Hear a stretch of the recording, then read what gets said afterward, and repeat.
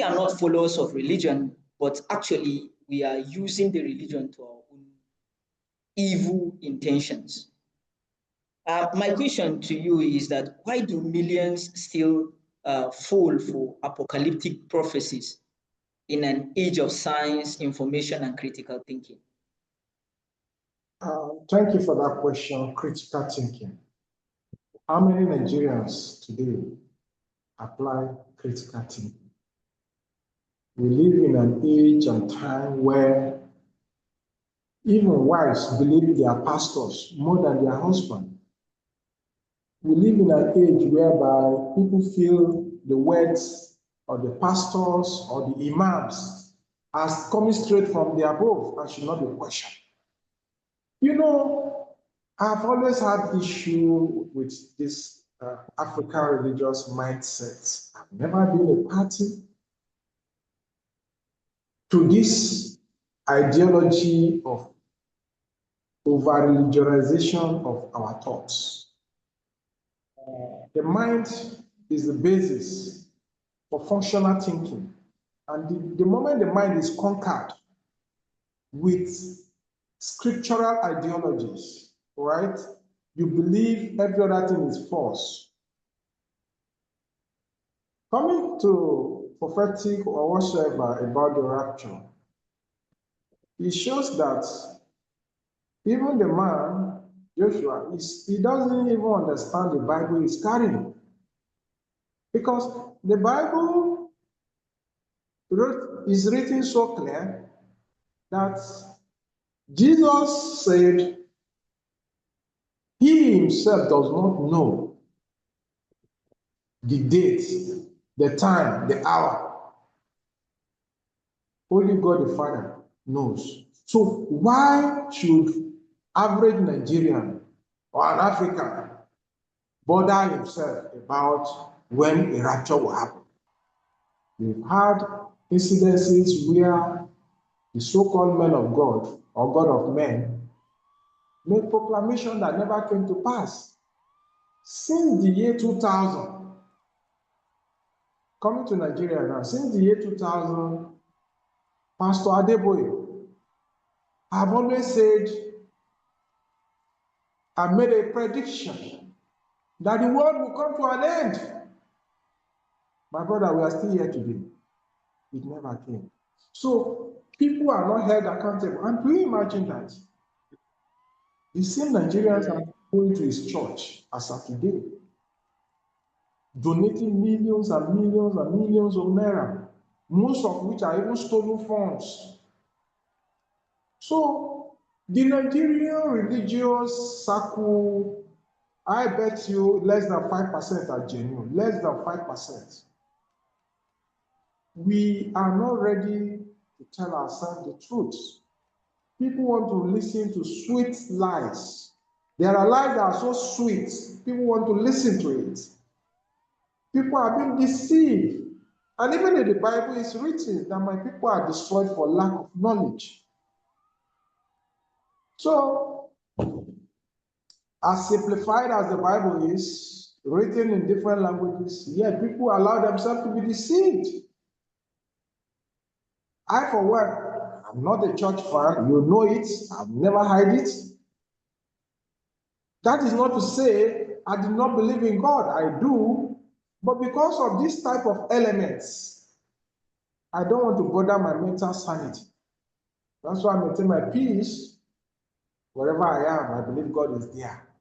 As we're speaking now, God is here with us. He sees our conscience and he understands us as we are, because he is our creator. But having to wait on somebody to tell me that this world will end tomorrow or this world will end in the next 2 hours, I don't do that. So Nigerians need to wake up and understand that these soothsayers, they are not from God. People just wake up and give themselves title. They call themselves prophets, call themselves pastor, or they have another higher person in religious hierarchy who just lay hand on them and pray on them. They claim they are ordained. You know, We need to get tired of some of these things we allow in this country. I believe that religion in Africa has derailed.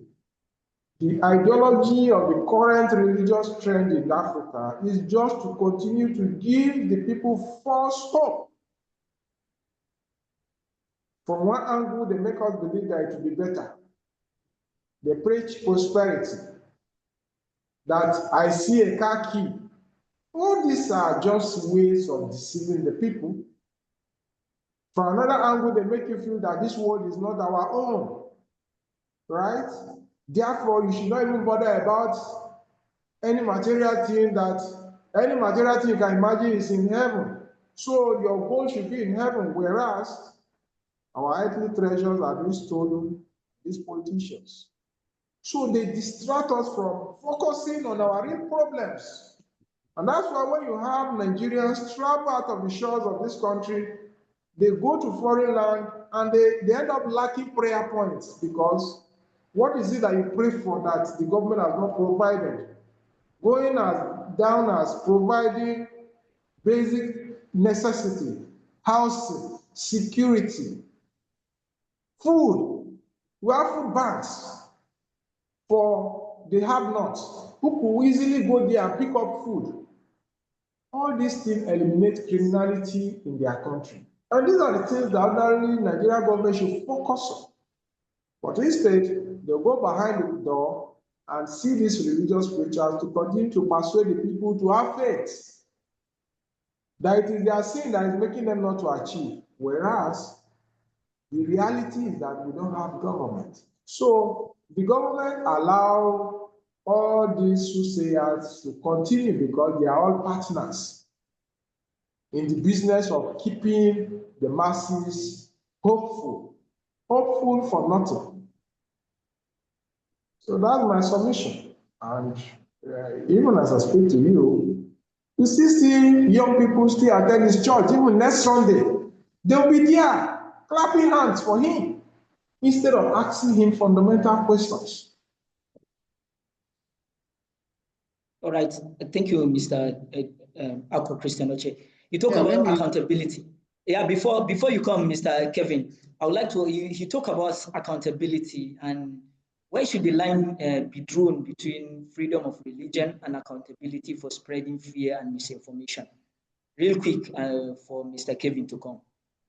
Yes, the members, they have the right to drag him to court because by virtue of that statement, some of them may have sold their properties, some of them may have distributed all their wealth to the needy on grounds that what's the need of keeping this since tomorrow I will not be here.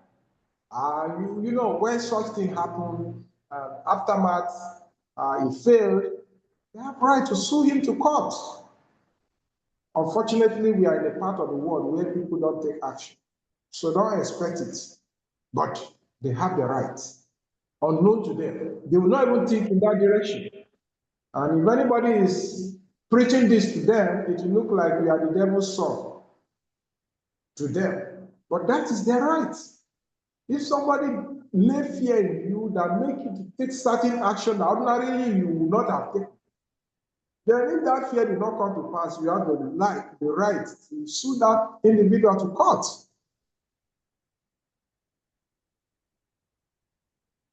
Thank you very much, Mr. Ako Christian Oche. Mr. Kevin Japo, do failed prophecies weaken faith, or do they reveal just how deeply people are searching for hope in uncertain times?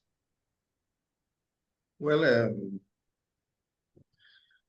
failed prophecies, well, I think it depends on the populace, because I believe that the present church congregations we're having, they are so lazy to the extent I don't think they even read their good books. I don't think they read their Bibles. I don't think they read their holy books. That's all the problem.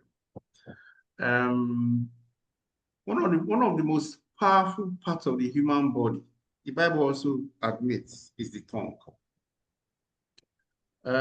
It says the tongue can wage war. It can make peace. There are things you can say, and people after some time will just completely believe you. In fact, they will now give you what they call cult following. Okay, this is not the first time we're having something like this in history. When somebody says, in fact, there were some in sometime in the US, they gathered somewhere and slaughtered themselves and said they were all going to heaven. I think I've forgotten the man's name. We've had Oyibo Jesus or Oyibo Jesus or something like that in Lagos. Okay, I think all this is boils down to the populace. If you sit down and read, you will not perish. The Bible says it. Our Christian mentioned it. My people perish on man of knowledge. It's not the knowledge that comes from the mouth of somebody who stands in the pulpit or somewhere. If you read the good book, then you'll be enlightened. Look, one of the group set of people I respect so much are those people who are independent of, they are also always fact-checking what people say on the pulpit and what they preach. Okay? We have proliferation of churches. Why? Because people feel they go there for respite. They feel that's where you have their problems to be solved. And even look at the people who actually heard these religious obligations as demigods. They prophesy, they tell you this, to the extent that you even go back home, if you're a couple, you go back and begin to disrespect your partner. It boils down to the populace. I was stunned when, at this present age, that a man could gather people. I saw the pictures were trending this morning. Gather them in the bush somewhere in an open field, and all of them were looking at the sky, expecting something to come and pick them up. As it took place, yesterday. Okay, I don't know, but I think that it boils down to the populace. I don't see how someone like that walk up to me and tell me such thing. Look, I will tell the person that he needs to go to a mental institution.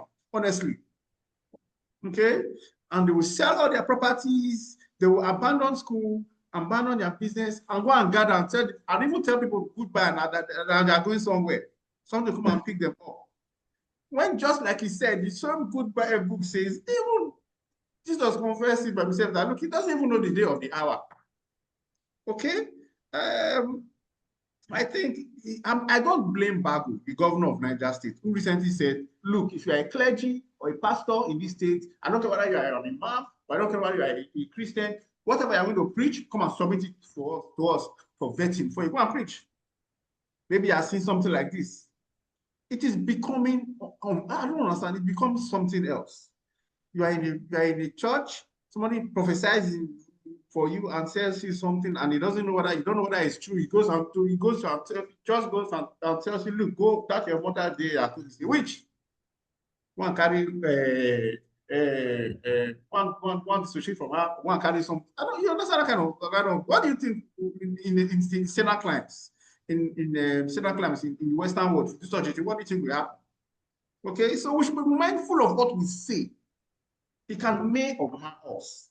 That is what the man has done. The man deserves to be sued. He deserves to be in prison. He deserves to pay for damages. For those people who are not disappointed and they've now turned back and gone back home to houses that have been sold already, where would they go to? Oh my God. Yes, talking about Bago, Governor Bago, he has, as a matter of fact, I wrote a thesis on that, and it's part of the recommendation I made way back 2017 during my master's. The problem is that as a sitting governor, how do we intend to achieve this? And what he should ordinarily have done is to transfer this participatory role to the people, right? Such that the people will be encouraged to report any false teaching or any divisive teaching that could breed insecurity in the state. That's what you should have done instead of saying, everybody come and submit to my table. No. Such that, okay, people have smartphone, of course. They should be able to record any teachings that causes problem for the society and report to him. He will easily just send, he set up a committee that will handle the. I think we lost him. But for him to say they should come and drop it in his table before they preach, it's somehow. So that's where he got it wrong. Honestly speaking, I have serious problem with all the three Abrahamic religion. They have their own problem, each and every religion. My religion, Islam, most of the clergies, the clerics, they have problem of, should I say, that victim mentality where the victims, and through that medium, they preach half-baked Islam and promote violence in the society. That's the problem of the clergy in Islam. And the problem of Christianity, from my own lens of view, I'm not a Christian, is the fact that most of these pastors thinks they have should I say, the authority to tell you what is going to happen tomorrow is completely, should I say, different from our own culture. Because in our own culture, no, you can't tell me what is going to happen tomorrow. And in the Judaism, the major problem they have is the belief that we are the God-chosen people. So we are better than the Christians and the Muslims. Is Exactly. either our way or the highway. So how can we solve this major problem in the Abrahamic religion? Because these are the three major religions around the world. Christians have, the last time I checked, 2.3 billion followers globally. Islam have over 2 billion followers also globally. And the Judaism, they are the least. They have 20 to 30 million followers globally. So clearly, these are the three major religions in the world. How are we going to solve these problems within the religion for it to be? So let me just quickly come in, because what you've just done by asking this question will lead to another question. Should this be regulated? Okay, this is where they will come back and to say, no, this is something I shouldn't touch. Should this be regulated? This is just another victim of, these people are just another victim of prophecy. If somebody's saying he knows the future, okay? In fact, as we're talking to you, we still have clergies in Nigeria that are predicting the future. They are even more concerned about 2027. In fact, there's one of them that's even said, look, Donald Trump is going to support another candidate and he's not going to support Tinubu, that kind of a thing. I think when it comes to talking about the future, it seems as if you are tampering with people's lives. Okay, I think that to some point, this leads to another debate, which is, should this prophetic thing be regulated or not? I don't know, but I think people, you don't be surprised that in the future that the government will come and say, look, we need to regulate this thing to some extent. Okay, I'm sure this is a hot debate in South Africa right now to the field rapture field rapture call that the man just called that took place. That's what I feel is the issue. But at the end of the day, in some countries, yes, you have a situation whereby religion is regulated. Okay, I don't know whether this is the way this country should go, or I can't reach it. But I think this is something that should be debated, or the exercise of these clergies will actually be debated so that do not touch people's lives. Thank you. Thank you very much, Mr. Kevin Jagbo. This so-called rapture prophecy is both tragic and comic. Tragic because millions put their faith in fear rather than in purpose. And comic because it reveals how easily our people can be manipulated when poverty and despair weighs heavy on the soul. Religion in Africa has become a theater of exploitation where pastors and clerics trade in hope the way merchants trade in gold. Yet the deeper question is, why do our people still believe? Is it because the state has failed to give them dignity? When a father cannot feed his children, he clings to miracles. When a youth cannot find work, he waits for heaven's trumpet. Until African leaders give their people justice, jobs, and a future, the pulpit chatterlands will keep predicting the end of the world while they enjoy the offering of the faithful. Well, the world did not end, but the conversation about faith, responsibility, and accountability in religion is far from over. As always, we leave you with more questions than answers, and that's the point. And that wraps up today's conversation, from flooded streets in Lekki to Nigeria's sporting dream to a failed prophecy that had tongued wagging. Thank you for starting our morning with us. Same time, same place tomorrow, 9 a.m. Nigerian time, only on DDM Morning Show. Until then, stay safe, stay hopeful, and stay informed. Once again, thank you very much, Mr. Kevin Jackbo, for joining us, and Mr. Alco Christian Oche. Thank you. So to our listeners, don't forget to like this video, hit that notification bell to get alerted when we drop a new content. Join us tomorrow, same place, same time. Bye.